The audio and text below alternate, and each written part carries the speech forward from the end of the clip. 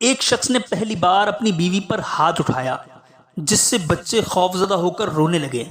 بچوں کا حال دیکھ کر بیوی رنجیدہ ہو کر کہنے لگی، میں بچوں کی وجہ سے رو رہی ہوں، میں آپ کی شکایت کروں گی۔ آپ کا یہ خیال ہے کہ آپ دروازے کھڑکیاں بند کر کے مجھے روک لو گے تو یہ ممکن نہیں۔ یہ کہہ کر بیوی حمام کی طرف چل پڑی۔ شوہر نے سمجھا شاید یہ حمام کی کھڑکی سے نکلنے کی حماقت کرے گی، اسی لیے شوہر کھڑکی کے پاس گیا۔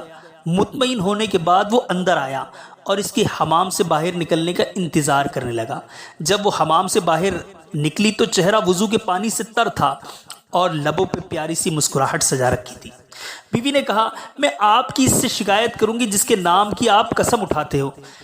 اس سے مجھے آپ کی بند کھڑکیاں، بند دروازے سمیت کوئی بھی چیز نہیں روک سکتی، اور اس کے دروازے کبھی بند نہیں ہوتے۔ شوہر نے اپنا رخ بدلا اور کرسی پر بیٹھ کر خاموشی کے ساتھ گہری سوچ میں ڈوب گیا۔ اندر جا کر بیوی نے نماز ادا کی اور خوب لمبا سجدہ کیا۔ شوہر یہ سب دیکھ رہا تھا۔ جب وہ نماز سے فارغ ہو کر بارگاہ الہی میں دعا کے لیے اپنے ہاتھوں کو اٹھانے لگی تو شوہر اس کی طرف لپکا اور ہاتھوں کو پکڑ لیا اور کہا، اللہ کی بندی، سجدے میں کی گئی بددعائیں کافی نہیں ہیں کیا؟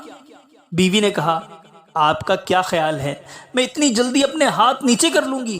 شوہر نے کہا، بخدا یہ سب مجھ سے غصے میں ہوا ہے، میں نے قصدن نہیں کیا۔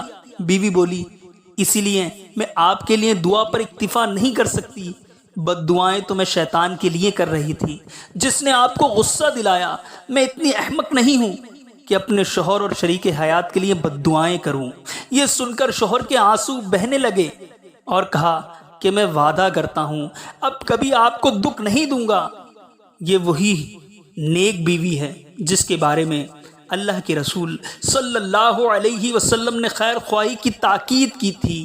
اللہ پاک ہم سب کو بھی ایک دوسرے سے حسن سلوک کی توفیق عطا فرما۔